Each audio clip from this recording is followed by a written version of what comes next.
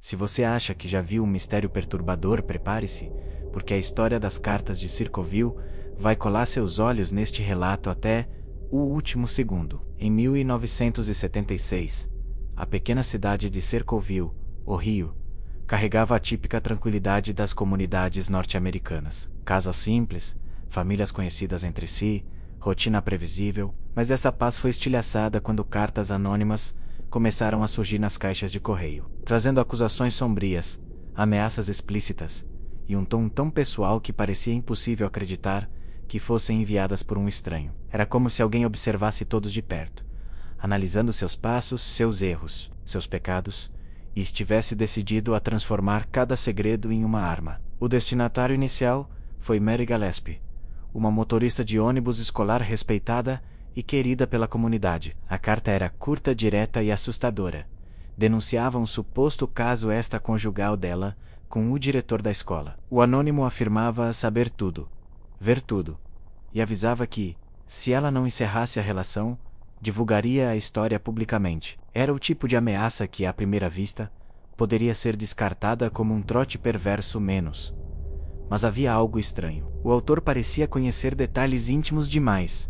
Horários, locais, pessoas próximas. Era como se o vigia oculto estivesse ali, o tempo todo, na sombra de cada canto familiar da cidade. As cartas continuaram. Para Mary, para o marido dela, Ron, para colegas de trabalho, para parentes, para vizinhos que nada tinham a ver com a situação. O tom era sempre o mesmo: vigiar, acusar, intimidar, destruir. A cidade, antes calma, virou um tabuleiro psicológico onde cada morador desconfiava do outro. Alguém entre eles estava escrevendo aquelas mensagens venenosas. E quanto mais as cartas circulavam, mais claro ficava que o autor tinha apenas um objetivo: semear pavor e talvez algo ainda mais sinistro. Ron, marido de Mary, ficou obcecado em descobrir quem era o responsável. E foi então que a tragédia atingiu a família. No dia 19 de agosto de 1977, Ron recebeu um telefonema misterioso. Ele saiu de casa furioso, pegou sua caminhonete e dirigiu com pressa pelas estradas da cidade. Pouco tempo depois, foi encontrado morto. O relatório oficial apontou acidente automobilístico, mas muitos habitantes juravam que havia algo muito errado. Ron teria bebido antes de dirigir, diziam os documentos, menos mas familiares afirmavam que ele não bebia. E pior, uma arma havia sido encontrada no veículo, disparada recentemente. Teria Ron encontrado seu algoz? Teria tentado confrontá-lo? Ou o anônimo havia armado uma emboscada perfeita? Mas o terror não acabou ali. As cartas continuaram chegando, menos mesmo após a morte de Ron. Isso só fortalecia a teoria de que havia mais de um autor, ou de que o responsável tinha uma rede de cúmplices. Ou, talvez, que estivesse simplesmente zombando da dor alheia, orgulhoso de seu poder sobre a cidade inteira. O caso tomou proporções ainda mais macabras, quando Mary percebeu algo estranho na rota que fazia diariamente com seu ônibus escolar. À beira da estrada, pendurado em um poste improvisado, havia um cartaz ofensivo envolvendo sua filha. Indignada, Mary parou o ônibus e decidiu arrancar o cartaz. Quando se aproximou, percebeu que havia algo escondido atrás dele.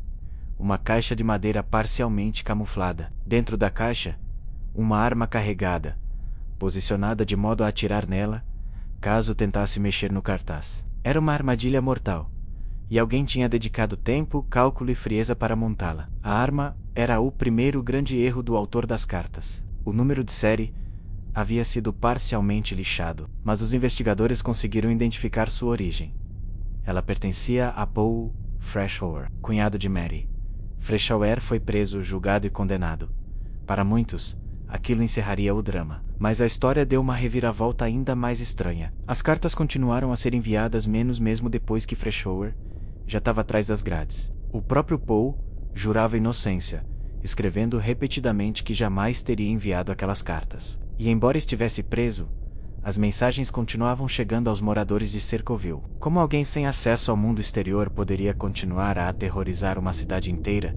Seria um cúmplice? Seria alguém imitando o estilo das cartas? Ou menos como alguns insistiam, menos Freshour realmente não era o autor, sendo apenas mais uma vítima de um plano perverso? Durante anos, jornalistas, especialistas e curiosos tentaram desvendar a identidade do remetente. A caligrafia era peculiar. Letras rígidas, maiúsculas, espaçamento incomum. Parecia escrita por alguém tentando ocultar seu estilo real. Linguistas e peritos tentaram decifrar padrões, mas nada conclusivo surgiu. As cartas eram como peças de um quebra-cabeça, montado por uma mente perversa e calculista. Alguém com profundo rancor, com conhecimento íntimo da cidade e com habilidade para manipular todas as peças do jogo. E quanto mais tempo passava, mais o mistério crescia. Circoville tornou-se sinônimo de paranoia. As pessoas passaram a trancar portas, mudar rotinas, observar estranhos nas esquinas, desconfiar até mesmo de familiares. O autor parecia onipresente, e talvez essa fosse sua maior vitória.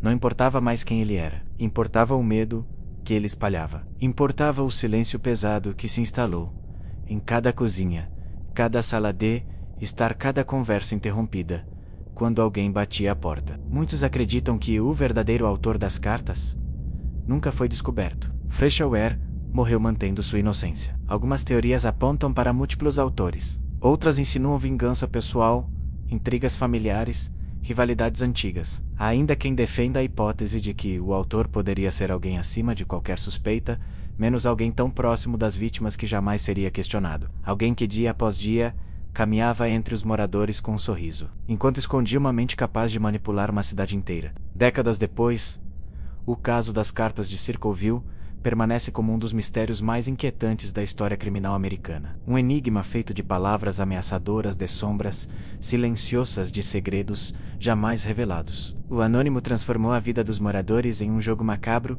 onde qualquer um poderia ser o culpado ou a próxima vítima. As cartas não eram apenas papel e tinta, eram armas psicológicas capazes de destruir reputações, provocar morte e semear caos. E a pior parte é que, até hoje, ninguém sabe quem realmente segurava essa arma.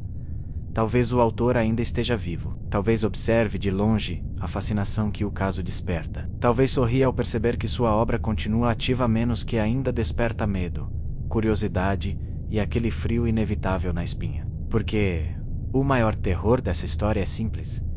O autor das cartas de Circoville pode ter sido alguém que nunca levantou suspeita, menos alguém que observava tudo, todos os dias escondido atrás da máscara perfeita da normalidade. E é justamente aí que mora o verdadeiro pesadelo. O monstro não estava nas cartas. Ele estava entre as pessoas. E agora que você conhece essa história sombria, lembre-se, alguns segredos nunca dormem, menos eles apenas esperam para serem descobertos.